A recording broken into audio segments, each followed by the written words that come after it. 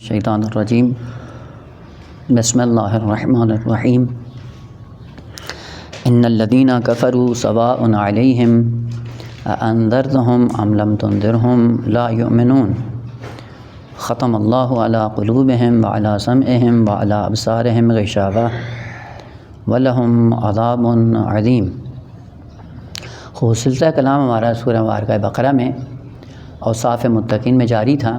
عرض کیا تھا کہ متقین کون لوگ ہیں کا جو ہدایت لینے کے قابل ہوتے ہیں، وہ تقوی جو ہدایت لینے کا ذریعہ بنے وہ چیز متقیوں کے پاس ہے۔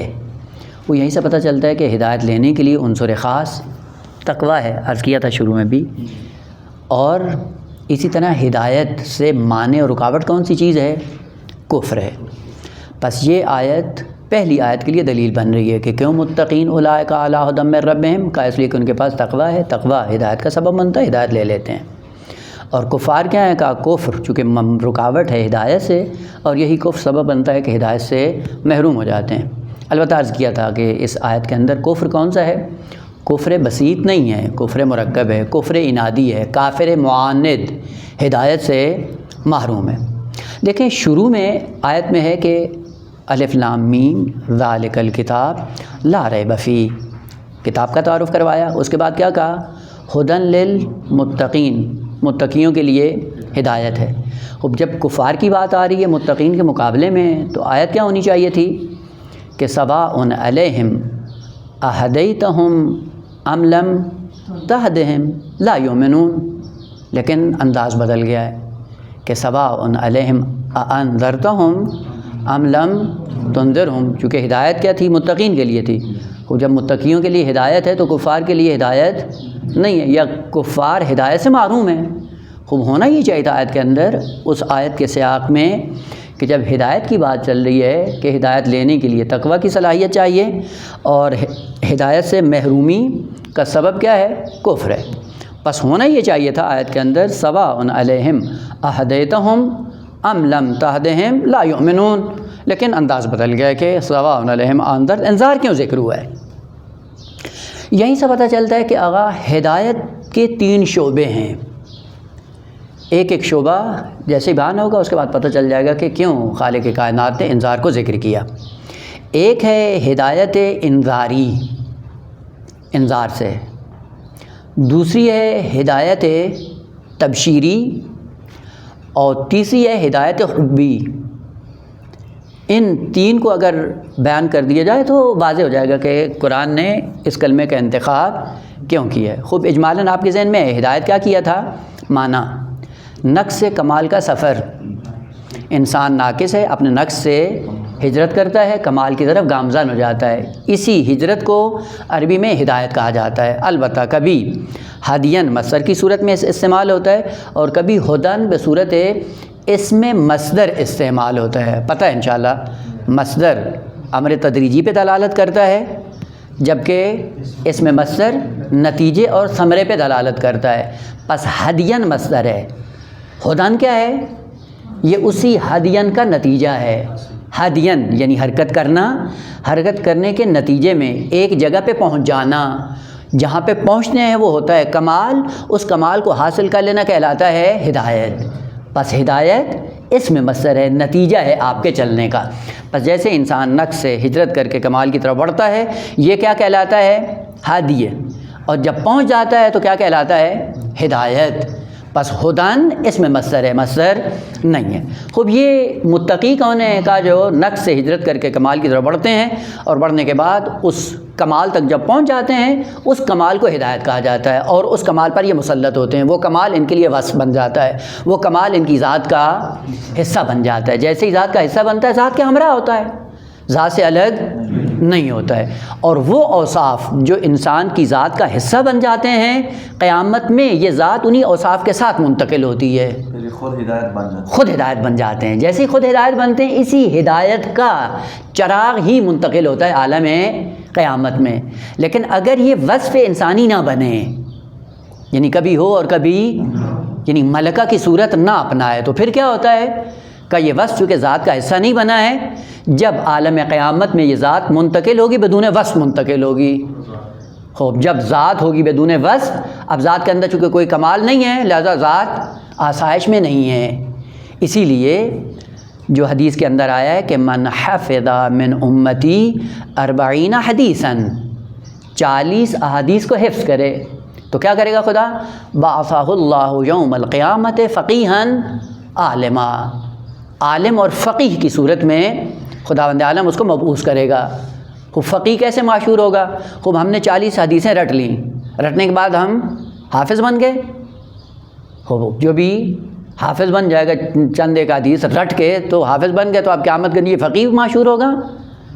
نا ایسا نہیں ہے، چونکہ اس نے ابھی رٹی ہیں، یعنی حافظے میں ڈالی ہیں، نفس میں نہیں اتاری ہیں، صفت نفس نہیں بنی ہے. اور روایت یہ کہہ رہی کہ من حافظہ، حفظ کرے ان روایات کو. کیسے حفظ ہوتی ہیں؟ کہ جب تک یہ آپ کی ذات کا حصہ نہیں بن جاتی یہ محفوظ نہیں ہے. جس دن آپ کی ذات کا حصہ بن جائیں گی اسی دن آپ فقہ اور علم سے متصف ہو جاؤ گے، عالم بن جاؤ گے، فقیہ بن جاؤ گے. اور صفت نفس بننے کے لیے کیا چاہیے؟ تقویٰ چاہیے، عمل چاہیے اور تکرار عمل چاہیے. تکرار عمل کے نتیجے میں یہ حدیث آپ کے نفس کی صفت بن جائے، ملکہ بن جائے اور آپ سے قابل زوال نہ ہو، تب آپ اس حدیث کے یا ان حدیث کے حافظ بنیں گے. اس لیے قرآن کیا کہتا ہے کہ اگر آپ نے رٹ لی، حافظے میں ڈال لی چیزیں تو کیا ہوگا؟ ایک دن حافظے میں آپ نے ڈالی ہیں، چونکہ مقام عمل سے محفوظ نہیں کی ہیں، نتیجہ کیا ہوگا؟ کل جب عمل تکرار نہیں ہوگا تو ایسا ایسا یہ ذہن سے نکل جائیں گی، چونکہ آپ نے قلب کے اندر نہیں ڈالی ہیں، دل کے اندر نہیں ڈالی، نفس کی صفت نہیں بنی ہے، اس لیے زائل ہو جاتی ہیں. قرآن بھی کیا کہتا ہے؟ وَمِنْكُم مَّن يُرَدُّ إِلَىٰ أَرْذَلِ الْعُمُرِ لِكَيْ لَا يَعْلَمَ مِن بَعْدِ عِلْمٍ شَيْئًا. بعض ایسے ہیں آپ میں سے کہ جو عمر کے آخری حصے کو پہنچتے ہیں تو کیا ہوتا ہے؟ جو کچھ پڑھا ہوتا ہے سارا غائب ہو جاتا ہے اور علم حاصل کرنے کے بعد جاہل بن جاتے ہیں اور اسی عالم جہالت میں دنیا سے منتقل ہو جاتے ہیں. نتیجہ کیا ہوا؟ یہ تو جاہل محشور ہو رہا ہے، چونکہ جاہل گیا ہے دنیا سے. خوب عالم بننے کے لیے کیا کریں؟ کہ فقط حافظے میں نہیں ڈالیں، حافظے سے ہٹ کر ان کو اپنے قلوب کے اندر، اپنے نفوس کے اندر ان کو جگہ دو. آپ کے نفس کی بنے صفت، اور یہاں پہ صفت اور موصوف جب آپس میں متحد ہو جائیں گے اس کے بعد جہاں پہ بھی ذات جائے گی بس اس کے ساتھ جائے گا. لہٰذا عالم اور فقیہ اس صورت میں ہوگا جب ہم نے ایک ایک روایت کو اپنے نفس کے اندر صفت کے طور پہ اپنا لیا، اس کے بعد پھر آپ عالم بھی ہیں، آپ فقیہ بھی ہیں، اور انشاءاللہ قیامت کے دن جب پہنچیں گے تو فقیہ اور عالم ہو کر دنیا میں آخرت میں پہنچیں گے. وہ متقی کون ہے؟ کا جو وصف تقویٰ کو اپناتے ہیں، کس لیے؟ تاکہ ہدایت پہ فائز ہو سکیں. عرض کر رہے تھے کہ بھئی ہدایت کیا ہے؟ یہ 3 طرح سے ہوتی ہے. ہدایت انذاری، پہلے معنی کر دوں انذار کا کہ انذار کیا ہے، اس کے بعد پھر آتے ہیں کہ یہ ہے کیا. انذار، نذیر، نذر، نذر یعنی نون ذال رے، اور جب باب فعل میں جائے گا انذار اسی سے ہے منذر، نذیر جمع کیا ہے؟ نذر. اور آپ قرآن کے اندر آپ آیات اگر اٹھا کر دیکھیں تو پیغمبر اسلام صلوات اللہ وسلامہ علیہ کے لیے جتنے بھی اوصاف خدا نے ذکر کیے ان میں سے جو تکرار کے ساتھ ذکر ہے وہی نذیر ہے. یعنی کہیں کثرت کے ساتھ یہ کلمہ استعمال ہوا ہے قرآن میں. کہیں پہ کہا انما انت منذر، آپ کا کام ہی فقط انذار کرنا ہے. اور کہیں پہ نہیں آیا کہ انما انت بشیر، حصر کے ساتھ یہ نہیں آیا کہ آپ صرف بشیر ہو، نہ، انما انت منذر. خوب جیسے ہی سورہ مدثر آتی قم فانذر، خداوند عالم یہ نہیں کہتا قم فبشر. خوب اسی لیے وَأُوحِيَ إِلَيَّ هَذَا الْقُرْآنِ، یہ قرآن مجھ پر وحی کیا گیا ہے. کیوں؟ لِأُنذِرَكُم بِهِ وَمَن بَلَغَ. قرآن کیوں نازل ہوا ہے؟ تعلیل. لِأُنذِرَكُم، میں انذار کروں تمہیں. بس فلسفہ نزول قرآن پیغمبر خاتم پر کیا ہے؟ انذار کرنا ہے. بس انذار اس کی ایسی اہمیت ہے قرآن کے اندر، اگر آپ جا کر دیکھیں تو کثرت کے ساتھ آپ کو یہی آیات ملیں گی جس میں کلمہ نذیر، نذر، انذار، منذر یہ سارے کلمے استعمال ہوئے ہیں اور حصر کے ساتھ استعمال ہوئے ہیں. کا میرا وظیفہ ہی یہی ہے کہ میں فقط آپ کو انذار کروں. اب انشاءاللہ انہی آیات کو ایک مرور کریں. آپ دیکھیں اگر آپ اس کو کیا بولتے ہیں اپلیکیشن میں آپ قرآن کی ڈال کے کوئی کلمہ یہ انذار یا نذیر یا نذر یا منذر آپ نکال کے دیکھیں مختلف مشتقات کے ساتھ، اس کے بعد ان کو جمع کریں، دیکھیں کتنی آیات بنتی ہیں. جن میں کلمہ نذیر استعمال ہوا ہے وہ الگ کتنی ہیں؟ ایک. نذر جن میں استعمال ہوا ہے وہ نکال لیں. انذر یہ نکال لیں. منذر یہ نکال لیں. اور اسی طرح یہ جو مشتقات ہیں مختلف، ان کو جب آپ نکالیں گے پتہ چلے گا کہ آغاز 1/7 سے زیادہ آیات ہیں قرآن کے اندر کہ جس کے اندر خداوند عالم نے کہا کہ آپ کا کام فقط انذار کرنا ہے. اب آئیں معنی کریں کہ انذار ہوتا کیا ہے. انذار جو عموماً ترجمہ کیا جاتا ہے اس کا معنی کیا ہے؟ تو کہتے ہیں اردو میں ڈرانا. اصل ڈرانا معنی غلط ہے انذار کا. ڈرانا خوف کا معنی ڈرانا ہوتا ہے، یا خائف جو ڈرا ہوا ہو. اور باب افعال میں جائیں گے یا باب تفعیل میں تخویف کیا ہے؟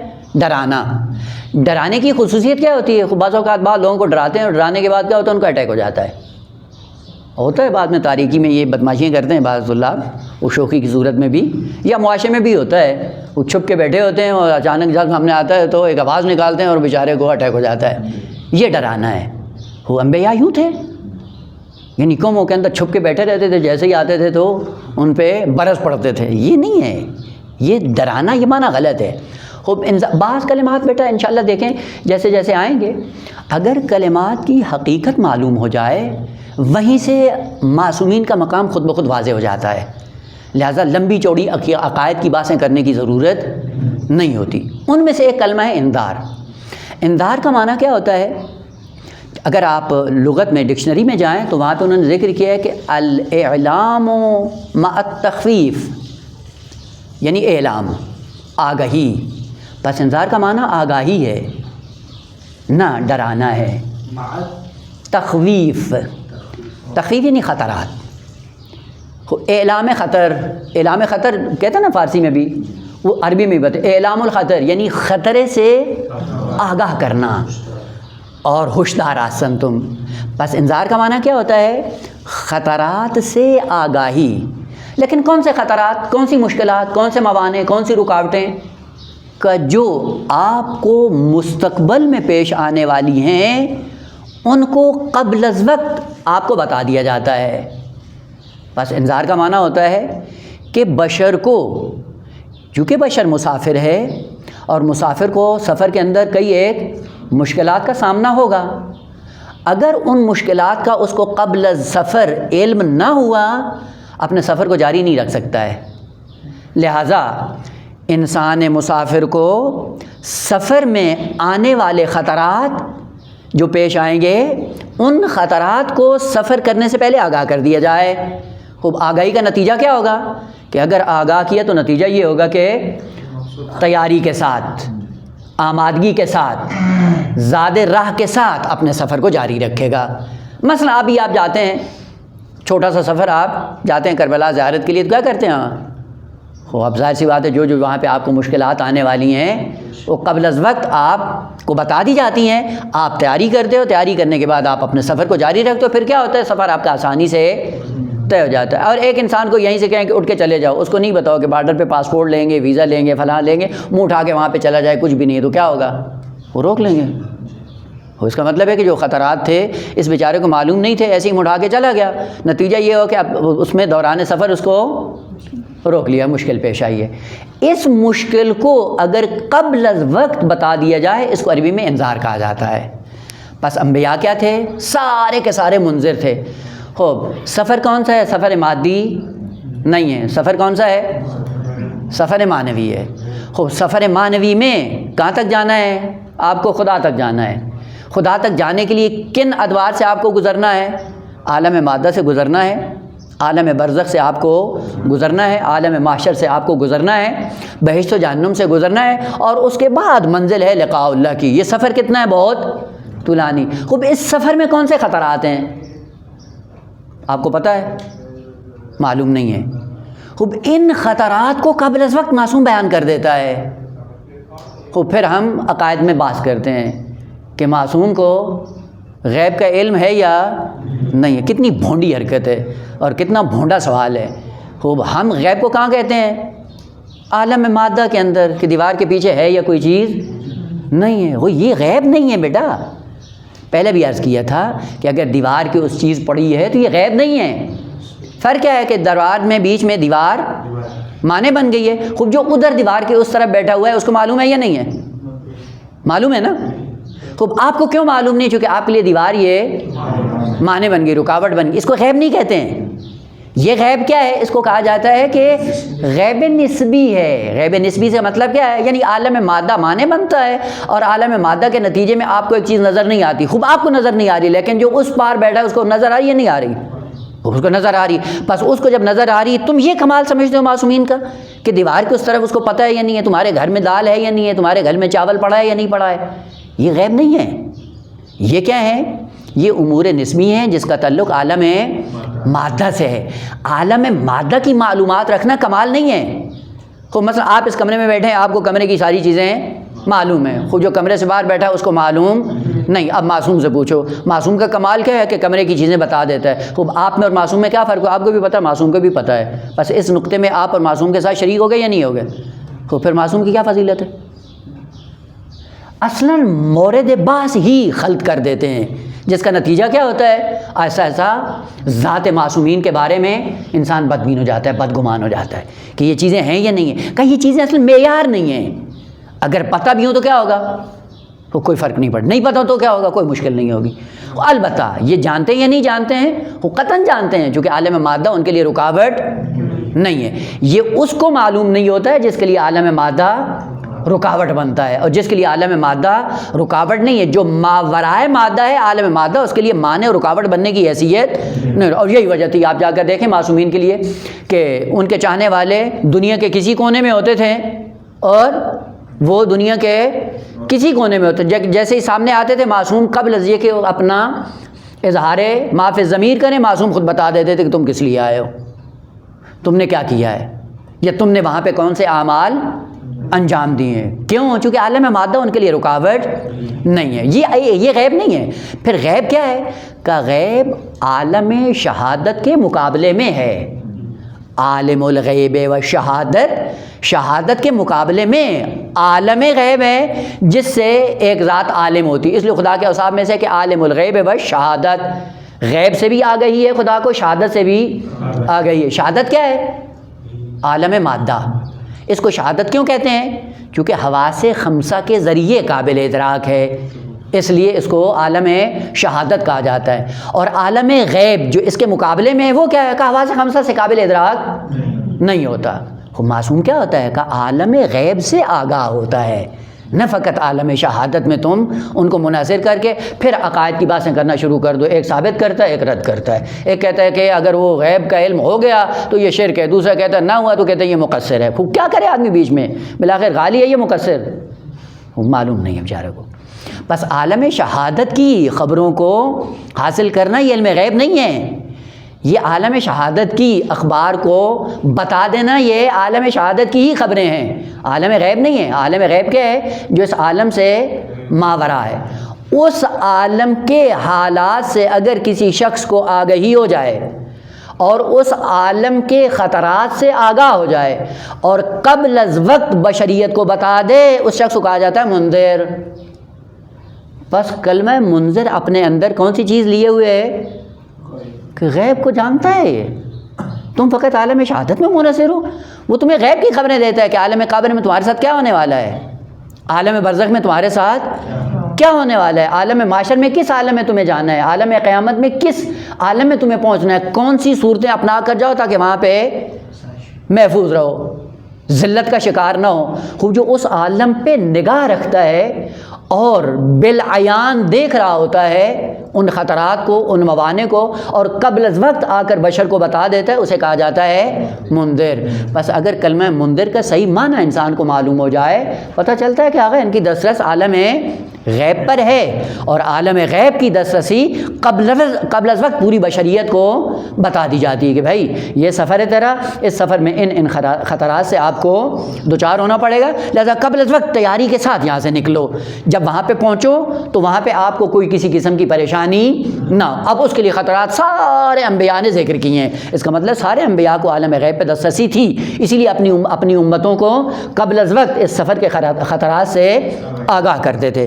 پس لفظ منذر بتاتا ہے کہ جس کا یہ وصف بن جائے، جو بھی نذیر بن جائے، جو منذر بن جائے، اس کی برترین صفت یہ ہے کہ وہ انسانی سفر کے خطرات کو بخوبی جانتا ہے اور انسانی خطرات کو بخوبی بشریت کو بیان کرتا ہے، اور جب بیان کرتا ہے 100% مطابق واقع ہوتے ہیں۔ چونکہ 100% مطابق واقع ہوتے ہیں، کیوں ہوتے ہیں؟ اس لیے کہ وہ واقعیت کو اس طرح دیکھ رہے ہوتے ہیں جیسے انسان کی ہتھیلی ہوتی ہے۔ آپ جب اپنی ہتھیلی کو دیکھتے ہو کبھی شک ہوا ہے؟ کبھی شک نہیں ہو۔ خوب عالم غیب ان کے لیے اسی ہاتھ کی ہتھیلی کی طرح ہے، اور وہ سارے خطرات کو قبل از وقت بشر کو بتا دیتے ہیں۔ یا دوسرے اس میں تھوڑا دقت کرنے کے ساتھ، شاید پہلے بھی عرض کیا ہو، انذار ایک اصطلاح جنگی ہے۔ آپ نے دیکھا ہے کہ یہ جو جنگیں ہوتی ہیں نا، جنگ میں بعض کامیاب ہو جاتے ہیں اور بعض مغلوب ہوتے ہیں، ناکام ہو جاتے ہیں۔ وجہ کیا ہوتی ہے؟ یہ جنگی اصطلاح ہے، اور یہی اصطلاح اگر انسان کو معلوم ہو جائے، پتہ چل جاتا ہے کہ ہماری حقیقت کیا ہے اور وہ جو منظر بن رہا ہے وہ کہاں پہ کھڑا ہوا ہے۔ دیکھیں، جب دو گروہوں کے درمیان جنگ ہو تو جنگ میں کامیابی یا جنگ میں ناکامی ایک گروہ کے مرہون منت ہوتی ہے۔ یعنی فوجیوں میں ایک گروہ ہوتا ہے جو پورے لشکر کو جو بارڈر پہ کھڑا ہوتا ہے اس سے جنگ لڑواتا ہے، اور اگر یہ گروہ فوج کا سو جائے وہ پورا گروہ نابود ہو جاتا ہے، اور اگر یہ بیدار رہے تو وہ فوج چکنا ہوتی ہے اور دشمن کو نابود کر دیتی ہے۔ اور وہ کیا ہے؟ ایک اصطلاح ہے فوج کی، اس کو کہا جاتا ہے او پی۔ او پی کا ترجمہ اردو میں کیا ہے؟ منذر۔ او پی کیا ہوتی ہے؟ ابھی بات اور صاف صاف اگر آپ لوگوں کا ہے سلسلہ، ابھی گوگل میں جا کے سرچ کر سکتے ہیں۔ وہ یہ ہوتا ہے کہ فوج کا ایک گروہ جب دشمن سے جنگ لڑتا ہے تو سب سے پہلے وہ بلند چوٹی کا انتخاب کرتا ہے، وہاں پہ جا کر یہ بیٹھ جاتا ہے، ایسی بلند چوٹی جس سے دشمن پہ اس کی نگاہ ہو، دشمن کی ہر حرکت کو دیکھ رہا ہو، اور ان کا اٹھنا بیٹھنا کھانا پینا سب پہ اس کی نگاہ ہو۔ اور ان کے ہاتھ میں دو چیزیں ہوتی ہیں، اس گروہ کے ہاتھ میں ایک دوربین ہوتی ہے، اور دوربین سے کیا کرتے ہیں؟ دشمن کی ہر چال کو دیکھ رہے ہوتے ہیں، اور دوسرا ہاتھ میں کیا ہوتی ہے؟ وائرلیس۔ وائرلیس سے کیا کرتے ہیں؟ جو پیچھے بارڈر پہ جنگ کرنے کے لیے فوج آمادہ بیٹھی ہوتی ہے اس کو لمحے لمحے کی خبر دیتی ہے کہ اب تمہارا دشمن یہاں پہ ہے، بم یہاں پہ گراؤ، میزائل یہاں پہ گراؤ، یہاں پہ حملہ کرو، یہاں پہ وہ آپ کا دشمن بیٹھا ہوا ہے۔ اب اس گروہ کو نہیں پتہ ہے کہ دشمن کہاں پہ ہے۔ اب وہ جو گروہ بیٹھا ہوا ہے بلند چوٹی پہ اور دشمن کی دوربین کے ذریعے حرکات کو دیکھ رہا ہے، اور وائرلیس کے ذریعے پیچھے جو بارڈر پہ فوج موجود ہے اس کو لمحے لمحے کی خبر دے رہا ہوتا ہے کہ آپ کا دشمن یہاں پہ حملہ کرو، یہاں پہ حملہ کرو، یہاں پہ حملہ کرو۔ اور آپ دیکھ لیں جنگوں کے اندر اگر یہ گروہ خائن ہو جائے وہ پورا گروہ اور فوج ساری نابود ہو جاتی ہے، کیونکہ یہ خائن ہے، اس کا مطلب یہ کیا ہے؟ یہ عین ہے، فوج کی آنکھ یہی ہے۔ وہ آنکھ اندھی ہو جائے تو کیا کرے گا انسان؟ اگر یہ خیانت کر جائیں تو وہ فوج ناکام ہو جاتی ہے، اور اگر یہ چکنا ہو، امانت دار ہوں، تو جو پیچھے فوج ہوتی ہے وہ چند لمحوں میں دشمن کو زیر کر لیتی ہے۔ بس یہ گروہ جو بلند چوٹی پہ بیٹھ کر مستقبل کے خطرات اور مستقبل کے دشمن کی حرکات و سکنات کو دیکھ کر پیچھے جو اطلاعات منتقل کر رہا ہوتا ہے، اس کو عربی میں کہا جاتا ہے منذر۔ خوب یہ کام کیا کرتا ہے کہ اس کے دو کام ہوتے ہیں، ایک اس کی بینائی اتنی تیز ہو دوربین کے ذریعے کہ دشمن پر اس کی نگاہ ہو، اور دوسرا اس کے پاس وائرلیس کا سسٹم ہو جس کے ذریعے مرتبط ہو فوج کے ساتھ، اور اس سے کیا کہے کہ تمہیں یہاں پہ حملہ کرنا ہے، یہاں پہ حملہ کرنا ہے، یہاں پہ کرو، یہاں پہ کرو، اس کے بعد کیا ہوگا؟ تمہیں نجات مل جائے گی۔ عزیز من، جب انسان دنیا میں آیا ہے تو انسان ایک دائمی جنگ میں مبتلا ہے، اور دائمی جنگ کس کی ہے؟ کہ انسان کی ذات کے اندر جنگ ہے، کس کی؟ فطرت کی اور طبیعت کی۔ طبیعت دشمن ہے، فطرت پاک ہے۔ اب فطرت کی جنگ ہے طبیعت کے ساتھ، اگر طبیعت غالب آ گئی فطرت پہ تو کیا ہوگا؟ اولئک کالانعام بل ہم اضل۔ اور اگر فطرت طبیعت پر غالب آ گئی تو کیا ہوگا؟ قاب قوسین او ادنا، وہاں تک جا سکتا ہے۔ یہ دائمی جنگ ہے۔ خوب اس دائمی جنگ میں اس انسان بیچارے کو تو پتہ نہیں ہے کہ دشمن کہاں بیٹھا ہے، دشمن کی خواہش کیا ہے، دشمن کیا کر رہا ہے، چونکہ نہ دیکھ سکتا ہے نہ سن سکتا ہے، کچھ بھی نہیں ہے۔ وہ یہاں پہ کون ہو جو اس انسان کو لمحہ لمحہ کی خبر دے، اور لمحہ لمحہ کی خبر دینے کے بعد کہے کہ تیری فطرت کا دشمن یہاں پہ چھپ کے بیٹھا ہوا ہے، یہاں پہ حملہ کرو، اس کو نابود کرو؟ کون آگاہ کرے گا؟ کہ بیچ میں کوئی ایسا ہونا چاہیے کہ جو فطرت کے تمام تر تقاضوں سے آگاہ ہو اور طبیعت کے تمام تر موانع سے آگاہ ہو اور لمحے لمحے کی خبر فطرت انسانی کو دے رہا ہو کہ تمہاری فطرت جب عالم قبر میں پہنچے گی ان مشکلات کا شکار ہوگی، اور اگر تم نے طبیعت کی بات سنی تو یہ مشکلات تمہیں قبر میں آ سکتی ہیں۔ خوب پیچھے وائرلیس کے ذریعے متصل کر دیا پوری بشریت کو، کس کے ساتھ؟ انہی خطرات سے آگاہی کے ساتھ کہ اب ان خطرات کے ہوتے ہوئے اپنے سفر کو جاری اور ساری رکھو۔ وہ جو فطرت کو خطرات فقط عالم دنیا میں پیش آنے والے نہیں ہیں، عالم قبر میں، عالم برزخ میں، عالم محشر میں، عالم قیامت میں ان خطرات کو کیا کرتا ہے منذر؟ قبل از وقت کیا کر دیتا ہے؟ آگاہ کر دیتا ہے۔ خوب اگر اس کو خود پتہ نہ ہو، فاقد شے موتی شے ہو سکتی ہے؟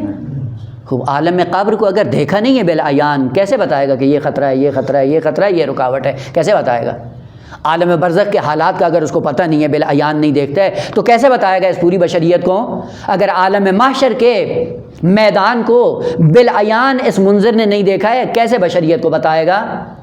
اسی لیے معصوم کی خصوصیت یہی ہوتی ہے کہ اس پورے سفر کو، جو سفر بشریت ہے، سفر تکاملی الی اللہ، اس پورے سفر کے خطرات کو علم حضوری کے سائے میں جانتا ہے اور اس کے بعد بشریت کو بتاتا ہے، اور بشریت کو بتانے کے بعد منظر بن جاتا ہے۔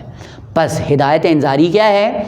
کہ انسان کو قبل از وقت خطرات سے آگاہ کر دینا تاکہ انسان مسلح ہو کر اپنے سفر کو جاری اور ساری رکھے۔ خوب ہوا کیوں کہ خوب یہ ہدایت انذاری کیوں زیادہ قرآن میں استعمال ہوئی ہے؟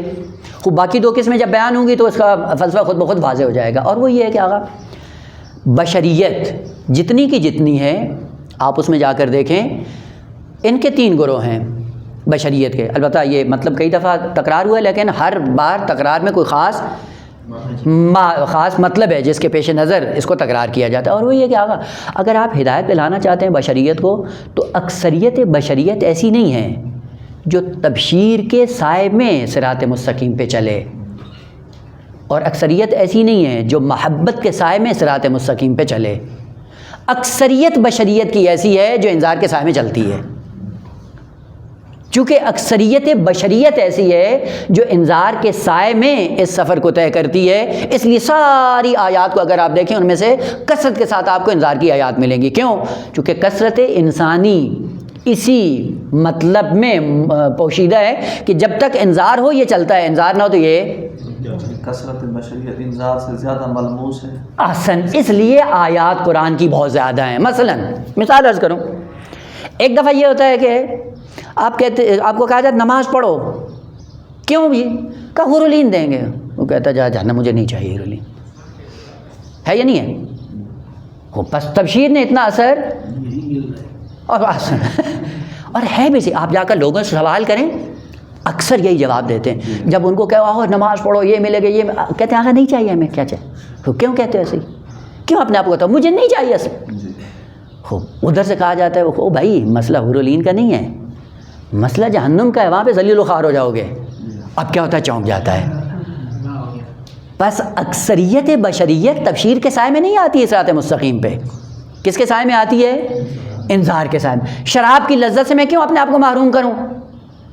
کیا کہتے ہیں؟ خوب اگر شراب پی لی تو کہا کہ دھو تو جاؤں گا خوچے بہتر، دھو گیا 2 گھنٹے مزید سو لوں گا۔ ہاں، وہ بعد میں کہ او بدبخت گردے فیل ہو جائیں گے، عقل ضائع۔ وہ کہتے نہیں، اب نہیں۔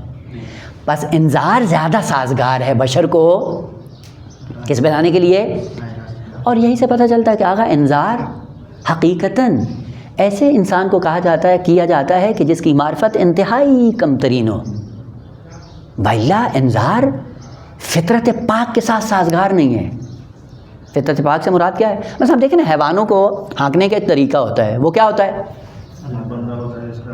جس کے ہاتھ میں ڈنڈا ہوتا ہے اور ڈنڈے سے پھر ہانکتے ہیں، اور پھر جانور بھی سیدھا رہتا ہے۔ یہ جانوروں کے لیے ہے، نہ انسان کے لیے۔ اب یہیں سے پتہ چلتا ہے کہ انبیاء کا سروکار اکثر کس کے ساتھ تھا؟ جانوروں کے ساتھ تھا۔ انسان اکا دکا تھا، اور انسان جو اکا دکا تھے ان کے لیے اصل معصوم کبھی پریشان نہیں ہوتے تھے، ان کے لیے معصوم کا ایک چھوٹا سا عمل کافی ہوتا تھا، بس کافی ہے۔ عجیب ہے۔ خوب مثلا وہی صحابی آتا ہے مدینہ کی سرزمین پہ، سوال کرتا ہے پیغمبر خاتم سے، یا رسول اللہ قیامت کے دن حساب کتاب کس کے ہاتھ میں ہوگا؟ تو پیغمبر صلی اللہ علیہ وسلم نے فرمایا کہ معلوم ہے خدا کے ہاتھ میں ہوگا. تو اس نے کہا بس کافی, اب پھر پریشانی نہیں ہے. تو پیغمبر اسلام نے کہا کہ کیوں اتنا تم وجد میں آ گئے ہو؟ کہا جس کا رسول اتنا کریم ہے وہ خود کیسا ہوگا. اب دیکھیں یہ انسان ہے جو کرم رسول سے کرم خدا تک پہنچتا ہے, کرامت رسول سے کرامت خدا تک. کہتا کہ اگر خدا نے لے پھر مطمئن ہے, پھر کوئی مشکل نہیں. ہوتا ہے نا کبھی کبھی. آپ دیکھیں ایک مشکل جنگ صفین میں جس کا سامنا امیر المومنین کو تھا, وہ کیا تھا کہ جنگ صفین میں, یہ نکات چھوٹے چھوٹے ہوتے ہیں لیکن بہت عمیق ہوتے ہیں. جنگ صفین میں لشکر امیر المومنین کا وہ بھی لڑ رہا ہے, اور ادھر سے لشکر معاویہ ہے وہ بھی لڑ رہا ہے. آپ جا کر تاریخ کے اوراق پڑھ کر دیکھیں, معاویہ کے لشکر میں لڑنے والے بڑے مطمئن تھے اور امیر المومنین کے لشکر میں لڑنے والے بڑے مضطرب تھے. اس وجہ سے نہیں کہ محبت امیر المومنین میں لڑ رہے ہیں, نہ, انذار کی وجہ سے. اور وہ کیا تھا, کہا کہ لڑو, اس کو شکست دو حاکم شام کو, خدا نہ خواستہ اگر یہ کامیاب ہو گیا تو یہ تمہاری نسلیں مٹا دے گا. اب وہ نسلوں کا خطرہ تھا, اس لیے بڑی جرت اور دلاوری کے ساتھ جنگ کر رہے تھے نا امیر المومنین کی محبت میں. اور ادھر سے لشکر معاویہ کیا تھا, بڑے اطمینان سے لڑ رہا تھا. وجہ کیا تھی, کہتے تھے تو حال سے خالی نہیں ہے, یا ہمارا حاکم جیت جائے گا تو ہم ہی ہیں, اور اگر ہم ہار گئے اور امیر المومنین جیت تو کریم ہے, امیر المومنین کچھ بھی نہیں کہے گا, لہذا مطمئن ہے. دیکھیں لشکر کو بھی ائمہ معصومین کی معرفت تھی. دیکھیں بیٹا, یہیں سے پتہ چلتا ہے کہ کون کس عالم میں کیا کر رہا ہے. انذار میں اکثریت ایسی ہے کہ جو عقل سے کام نہیں لیتی ہے, فطرت پاک سے کام نہیں لیتی ہے, بلکہ ڈنڈے سے کام چلتا ہے. اسی لیے خدا نے دو طریقے ذکر کی. ایک کیا کہا, جو انسان تھا اس کو سورہ مبارکہ اقرا میں کیا کہا, الم یعلم بان اللہ یرا, کافی ہے کہ اگر تم انسان ہو اور تمہارا یہ عقیدہ بن جائے کہ خدا تمہیں ہر حال میں دیکھ رہا ہے, خوب سیدھا چلو گے صراط مستقیم پہ. اگر یہ عقیدہ بن جائے خوب پھر انذار کی ضرورت نہیں ہے. لیکن اگر یہ انسان مقام انسانیت سے گرتا ہے تو پھر کیا ہے, پھر آیت کیا ہے قرآن کی, پھر آیت جہنمی کیا ہے, خذوہ, اس کو پکڑو, فغلوہ, زنجیروں میں جکڑو, ثم الجحیم صلوہ, اس کو جہنم دکھاؤ کہ بھائی یہ جہنم ہے جہاں پہ آؤ گے, انسان کے بچے بن کے زندگی بسر کرو. یہ کیا ہے, یہ حیوانی طریقہ ہے. بس ہدایت انذاری کیا ہوتی ہے, ہدایت انذاری میں خطرات کا اعلان کیا جاتا ہے, اور وہ خطرات ایسے بشر کو بتائے جاتے ہیں کہ جو خطرے کی زبان کے علاوہ کوئی زبان سمجھتا ہی نہیں ہے, اس لیے اس کو انذار کیا جاتا ہے. اور چونکہ اکثریت بشریت کی انذار کے سائے میں حرکت کرتی ہے, تبشیر کے سائے میں حرکت نہیں کرتی ہے, اس لیے یہاں پہ کلمہ ہدایت کو انذار میں تبدیل کر دیا. متقین کون ہیں, کا جو ہدایت پاتے ہیں, اور کفار کیا ہیں, کا جن کو انذار کی ضرورت ہے.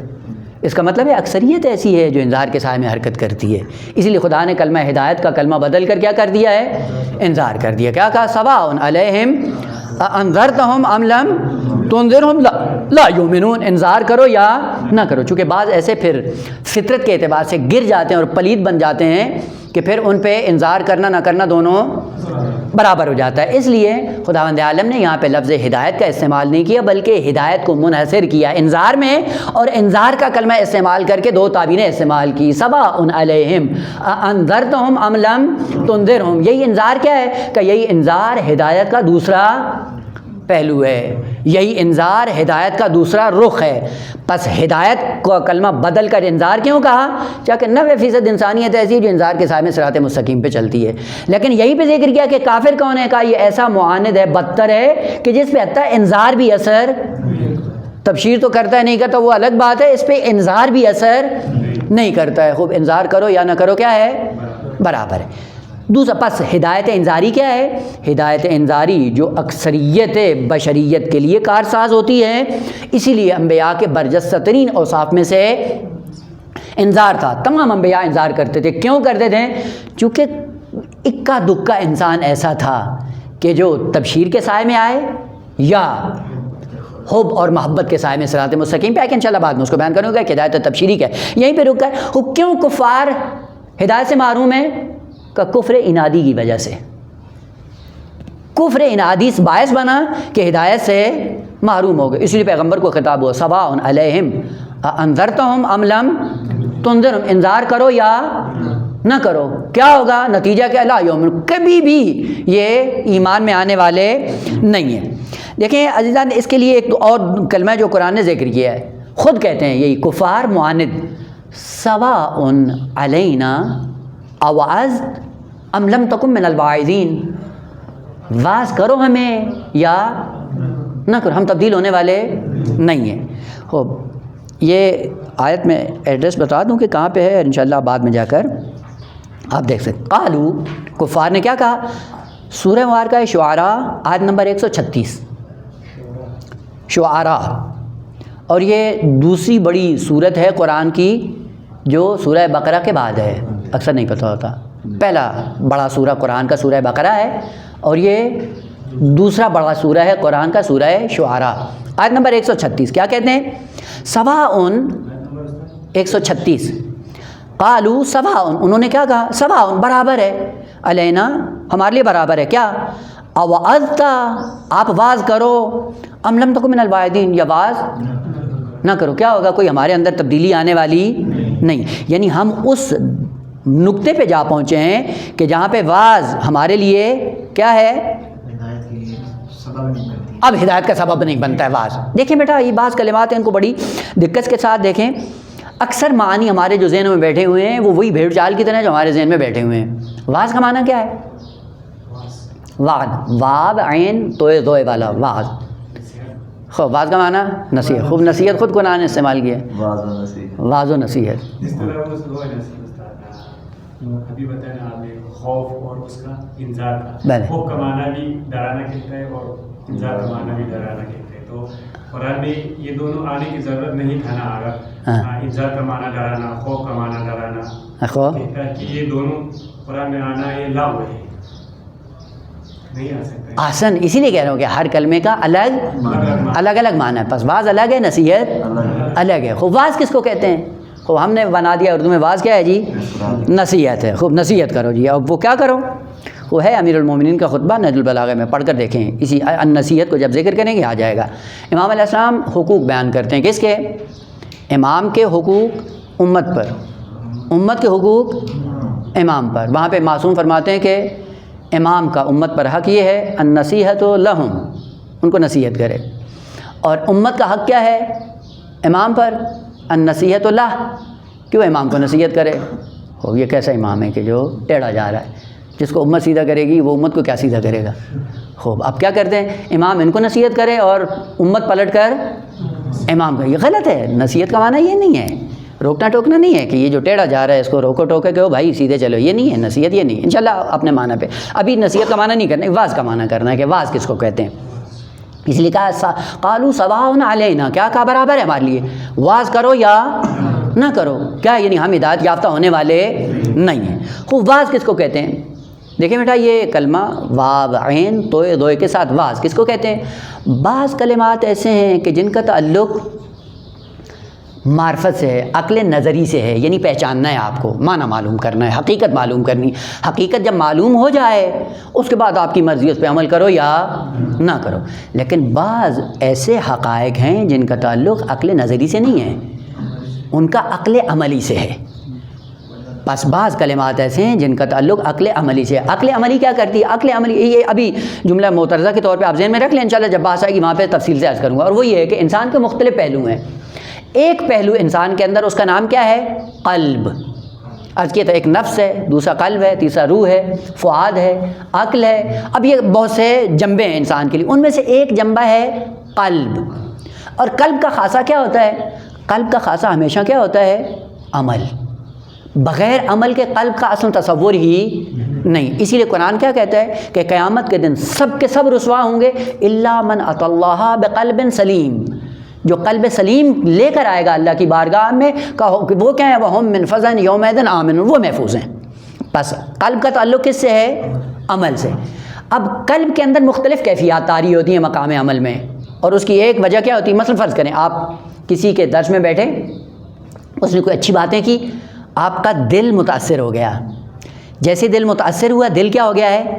نرم ہو گیا ہے۔ جب دل نرم ہوا ہے، وہیں سے قلب انسانی بیٹھ کر تصمیم گیری کرتا ہے، ارادہ کرتا ہے۔ ارادہ کیا کرتا ہے؟ مستحکم، کہ آج کے بعد یہ بدماشی نہیں کروں گا۔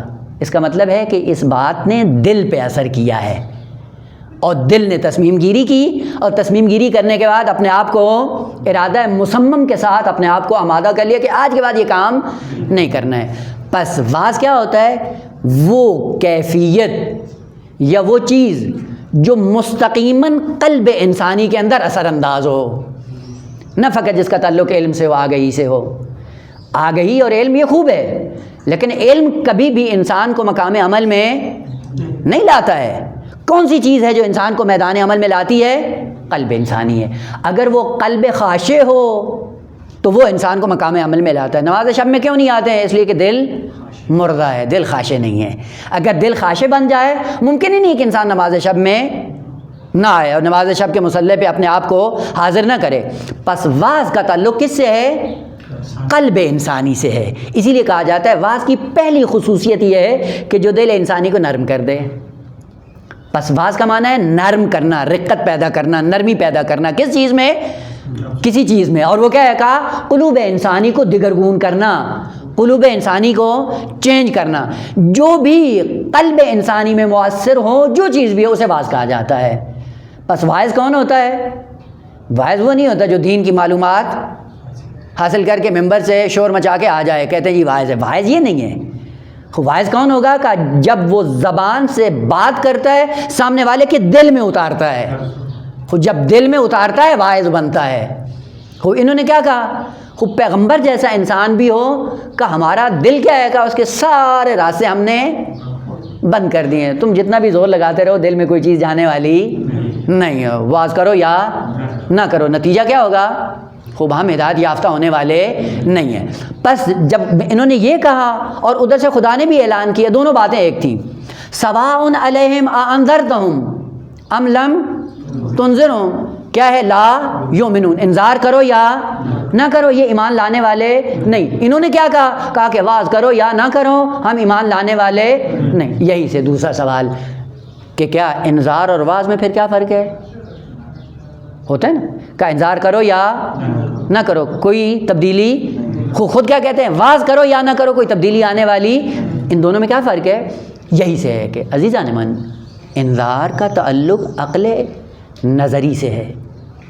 ایک حقیقت آپ کھول کر بیان کر دو، اب اس حقیقت کو کھول کر جب بیان کریں کوئی چلے یا نہ چلے، اسے کیا کہا جاتا ہے؟ انذار۔ اسی لیے معنی کیا کیا جاتا ہے؟ اعلام خطر، خطرات کی آگہی دینا، جس کا تعلق کس سے ہے؟ فقط معرفت سے، عمل سے نہیں۔ واعظ کا تعلق کس سے ہے؟ کہ جو عقل نظری سے بالاتر ہے، عقل عملی کا ایک شعبہ ہے، اور عقل عملی کا تعلق کس سے ہے؟ قلب انسانی سے، عمل انسانی سے۔ قلب کو منزل عمل پہ لانا ہے۔ اسی لیے جا کر اصحاب کہتے تھے پیغمبر خاتم سے کہ یا رسول اللہ، جب ہم آپ کی بز میں بیٹھتے ہیں، جب آپ کی بات سنتے ہیں، دل پہ اتنی اثر انداز ہوتی ہے کہ گویا ہم فرشتوں کے ساتھ پرواز کر رہے ہوتے ہیں، اور جیسے ہی آپ کی بس سے اٹھ کے باہر جاتے ہیں، پھر وہی بدھو کے بدھو ہیں، وہی جاہل ہیں۔ یہ کیوں ہوتا ہے؟ کہ یہ قلب کی وجہ سے ہوتا ہے۔ کہ قلب کا معنی کیا ہے؟ تبدیلی۔ دائماً انسان معرض تبدیلی میں ہوتا ہے۔ اچھی بات سنی تبدیل ہو گیا، بری محفل بیٹھا وہیں پہ اسی دیکھ کا چمچہ بن گیا۔ یہ کیا ہے؟ تبدیلی۔ قلب کو قلب کہتے ہی اسی لیے کہ اس کے اندر کیا ہوتی ہے؟ تبدیلی ہوتی ہے۔ واعظ کا تعلق کیا ہے؟ کہ جو قلب کو تبدیل کر دے۔ بس واعظ کا تعلق قلب انسانی سے ہے۔ اسی لیے کیا کہا کہ ہم نے قلب کے سارے راستے بند کر دیے ہیں۔ قلب ہمارا کیا بن گیا ہے؟ مور شدہ۔ بعد والی آیت آ رہی ہے کہ وہاں پہ علت اس کی ذکر ہو رہی ہے کہ کیوں انہوں نے کہا لا یؤمنون۔ خوب بعد میں کہا کہ چونکہ ہم نے جتنے راستے تھے جو نفوذ کر سکتے تھے ہمارے دل کے اندر، وہ سارے راستے ہم نے بند کر دیے۔ نتیجہ کیا ہوا؟ اب یہاں پہ وہ ہے کہ عرض کیا تھا، یہ مطلب ہمیشہ یہ ذہن میں رہے، اور وہ کیا تھا کہ دنیا اور آخرت کا رابطہ کیا ہے؟ دنیا اور آخرت کا ابھی ذکر کیا تھا چند جلسے پہلے۔ دنیا اور آخرت کا رابطہ کیا ہے؟ کہ ایک ہی حقیقت کے دو رخ ہیں۔ ایک طرف سے دیکھو کیا نظر آتی ہے؟ دنیا، اسی کو دوسرے رخ سے دیکھو کیا نظر آتی ہے؟ آخرت اور قیامت۔ اسی لیے عرض کیا تھا کہ وہ دین جو آپ کی دنیا سنوارنے کی صلاحیت نہ رکھتا ہو، وہ دین آپ کی آخرت بھی سنوارنے کے قابل نہیں ہو۔ اسی لیے آپ جا کر دیکھیں دین کی تعلیمات کیا ہے؟ سب سے پہلے آ کر آپ کی دنیا سنوارتے ہیں۔ کیوں سنوارتے ہیں؟ کہ یہی دنیا جب دوسرے رخ میں تبدیل ہوگی وہی آخرت بن جائے گی۔ لہذا اس کو پہلے سنوارنے کی ضرورت ہے تاکہ یہ دوسرے رخ میں جب آخرت میں تبدیل ہوں یہ بصورت حسن، بصورت جمیل، بصورت جمال، بصورت خوبصورتی نظر آئے۔ اسی لیے کہا جاتا ہے کہ سب سے پہلے دنیا کو سنوارو، یہ لقمہ حلال کھاؤ۔ کیوں؟ کہ یہ لقمہ حلال آپ کا بہشت بنے گا۔ تو اگر یہ لقمہ حلال پہ دین کی نظر نہیں ہوگی کبھی بھی آپ آخرت میں سرخرو نہیں ہو سکتے ہیں۔ بس دنیا اور آخرت کا رابطہ ایسے ہے، دنیا ہی آپ کی آخرت بنتی ہے۔ اس لیے دنیا کا ایک نام کیا ہے؟ اولا، یعنی ایک شے کی پہلی حالت، اور آخرت کیا ہے؟ اسی شے کی دوسری حالت۔ یہ دوسری حالت کیا ہے؟ آخرت۔ اور یہ انہوں نے جب کیا کہا کہ آواز کرو یا نہ کرو تو کیا ہوگا؟ ہمارے اوپر کوئی فرق ہو۔ خدا نے کیا کہا؟ خوب نتیجہ ایک کلمہ ہے بیٹا، کذالک۔ بعض کلمات اس کے بہت خوبصورت ہیں۔ کذالک، اب یہ دیکھیں گا اس میں اشارہ کس طرح سے ہوتا ہے۔ کذالک معمولاً ایسی جگہ پہ استعمال ہوتا ہے جہاں پہ ایک عمل آپ انجام دیتے ہیں اور اسی عمل کا ایک نتیجہ ہو، وہاں پہ نتیجے کے لیے کیا کہا جاتا ہے؟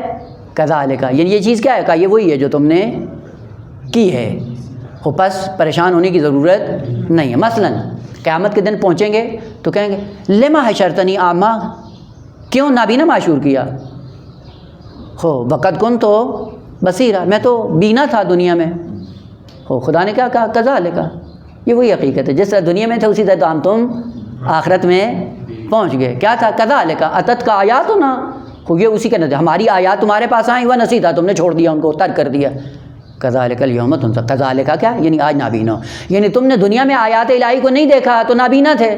وہ جو نابینا ہوگا نابینا ہی دنیا آخرت میں جائے گا نا، وہ یہاں پہ دیکھا نہیں ہے اور دیکھنے کے بعد وہاں پہ تم بینا ہو جاؤ گے نا، ایسا نہیں۔ کذالک یہ جس طرح تھے اسی طرح تمہاری حالت دوم بن گئی۔ مثلا آپ نے آٹا لیا جو کا، روٹی بنائی، ہو کیا کہیں گے؟ کیک بن جائے گا؟ ہو یہ کیا بنے گا؟ کذالک، جو تم نے میٹیریل لیا ہے وہی بن گیا ہے۔ یہ کذالک بہت خوبصورت ہے، یعنی پتہ چلے کہ جو کیا ہے اسی کا نتیجہ آپ کے سامنے آ رہا ہے۔ خدا نے کیا کہا جب انہوں نے کہا سواء علینا اوعظتم لم تکن من الواعظین؟ البتہ چاشنی میں نے اس سے اعراض کیا ہے۔ وہ پہلے کیا کہا؟ سواء علینا اوعظ ماضی کے ساتھ، اور اس کے بعد کیا ہے؟ ام لم تکن من الواعظین، ہونا کیا تھا؟ سواء علینا اوعظ ام لم تعظ، ہونا یہ چاہیے تھا جیسا ہے کہ انذرتہم ام لم، ماضی اور مضارع، لیکن کیوں کہا لم تکن من الواعظین؟ اس میں فاعل استعمال کیا۔ البتہ چاشنی ابھی اس میں نہیں جائے، انشاءاللہ مطالعہ کریں گے، اوکے تو ٹھیک ہے، فرصت ہوئی تو انشاءاللہ اس کی تو اشارہ کروں گا۔ خدا نے کہا کہ جب تمہاری زبان یہ تھی، تمہارا ہدف یہ تھا اور تمہارا عمل یہ تھا کہ ہمیں واعظ کرو یا نہ کرو، ہم تبدیل ہونے والے نہیں ہیں۔ خدا نے کیا کہا؟ سورہ مبارکہ ہے طور، آیت نمبر 16، اسی واعظ کا نتیجہ کیا ہے؟ کذالک۔ خدا نے کیا کہا کہ یہ دنیا میں یوں تھے بدبخت، اب کیا کرو؟ اصلوہا، سالہ یا سالوا معنی اس کے متعدد ہیں، انشاءاللہ ابھی اس میں جو بات نہیں ہے، جو نتیجہ لینا ہے اس کو مد نظر۔ اصلوہا، ان کو پھینکو جہنم میں۔ خود جب جہنم میں پھینک دیا جائے گا ہوگا کیا؟ قرآن کہتا ہے فصبروا، اس جہنم پہ صبر کرو، او لا تصبروا، صبر نہ کرو، کیا ہے؟ سواء علیکم، وہ تمہارے لیے برابر ہے۔ تم کیا کہتے تھے کہ واعظ کرو یا خود تبدیلی؟ خدا کہتا ہے جہنم میں صبر کرو یا کوئی تبدیلی، عذاب میں کوئی تخفیف، کیوں؟ کہ وہ اسی اولا کی یہ آخرت ہے۔ خود دنیا میں یوں کہتے تھے، آخرت میں اس کا نتیجہ کیا نکلا ہے؟ خود شور مچاؤ، چپ رہو، وہ مالک جہنم سے کہو کہ تھوڑی سی تخفیف دو، کہا نا اب یہ نہیں ہے، تخفیف نہیں، یہ کیا ہے؟ کہا جو تمہاری اولت تھی اسی کی یہ آخرت ہے۔ خوب فصبروا او لا تصبروا سواء علیکم، خوب ہم نے کیا کیا ہے؟ انما تجزون ما کنتم تعملون، یہ جزا ہے تمہارے عمل کی، جو تمہارا عمل تھا وہی عمل تمہاری جزا بن گئی ہے۔ اور یہ وہ نقطہ ہے قرآنی کہ انسان کی بہشت کیا ہے؟ کا عمل کا دوسرا رخ، جہنم کیا ہے؟ کا عمل کا دوسرا رخ، جس کو آپ جزا سے تعبیر کرتے ہو۔ پس جزا کیا ہے؟ کہ جو کچھ تم نے کیا اس کا نتیجہ کیا ہے؟ یہی ہے جو تم نبی دیکھ رہے ہو، عمل۔ یعنی استاد انسان کا عمل جو ہے وہ نفس بن جاتا ہے۔ ہاں، انسان کا عمل ہی نتیجہ بن جاتا ہے، انسان کا عمل ہی جزا بن جاتا ہے۔ جیسے ہی جزا بنتا ہے، یہ کیا ہوا؟ یہ جزا کیا تھا؟ کہ اسی عمل کی باطنی صورت تھی جو تمہیں نظر نہیں آ رہی. تم نے عمل کیا, پہلا رخ اپنا لیا, اب دوسرا رخ کیا تھا؟ کہ وہ ہم نے آپ کے لیے نمایاں کر دیا جو تمہیں نظر نہیں آ رہا تھا. پس جزا کیا ہے؟ کہ تمہارا عمل ہی ہے, تمہارے عمل سے ہٹ کر کچھ بھی نہیں ہے, لیکن تمہیں نظر نہیں آ رہا تھا. مثال عرض کروں, دیکھیں بیٹا, آپ نے جلتی ہوئی آگ میں اپنا ہاتھ ڈال دیا, جلتی ہوئی آگ میں آپ نے ہاتھ ڈالا, یہ کیا ہے؟ عمل. آپ نے ہاتھ ڈالا, یہ آپ کا عمل ہے. اب یہ عمل آپ نے کیا تو اب آپ کو کوڑے مارے جائیں یا پھانسی لگا دی جائے, کیا کیا جائے؟ چھوڑ دو, چھوڑ دو, جو اس نے کیا ہے خود ہی اس کی جزا ہے. وہ پس یہ کیا ہے؟ آگ میں ہاتھ ڈالنا یہ عمل ہے, اور ہاتھ کا جلنا یہ کیا ہے؟ جزا ہے. پس جزا تمہارے عمل سے الگ, جو کچھ تم نے کیا ہے وہی آپ کی جزا بن گئی ہے. پس اسی لیے خدا نے حسر کے ساتھ کہا انما تجزون, یہ جو تمہیں جزا دی جا رہی ہے یہ کیا ہے؟ جو تم نے عمل کیا ہے, یہ تمہارا عمل ہی ہے جو اس صورت میں ظاہر ہوا. کیوں اس صورت میں ظاہر ہوا؟ کہا چونکہ عمل اس طرح سے تھا. کیا کہا؟ سواء علینا آواز ام لم تکن من الواعدین, فرق نہیں آئے گا. خدا نے کہا چلاؤ یا خاموش رہو, ایک ہی بات ہے, عذاب کم نہیں ہوگا, یہاں سے نکالے نہیں جاؤ گے. بس ایک ارتباط ہے عمیق انسانی اعمال کا اس جزا کے ساتھ جو قیامت کے دن ظاہر ہونے والی ہے. اور یہی کیا ہے؟ معصوم قبل از وقت بتا دیتا ہے کہ بدبخت یہ جو شراب پی رہا ہے یہ جہنم کی آگ ہے. اگر یتیم کا مال کھا رہا ہے یہ جہنم کی آگ ہے. کیپسول میں بند کر کے گلے سے جو اتار رہے ہو بریانی, مٹن, قورمے, حرام کا مال, یہ کیا ہے؟ کہ یہ ایسے ہی ہے جیسے کیپسول کے اندر زہر بند کر کے گلے سے اتار لیتے ہو, جب اندر جاتا ہے اس کیپسول کا خول پھٹتا ہے, پھر زہر اپنا اثر دکھاتی ہے. خوب یہ بریانی کی شکل میں جو کیپسول کھا رہے ہو یہ اندر کیا ہے؟ آگ ہے, شعلہ ور. اور جیسے ہی وہ پردہ اٹھے گا اس کے بعد وہ اثر کرنا شروع کر دے گا. اب کیا ہوگا؟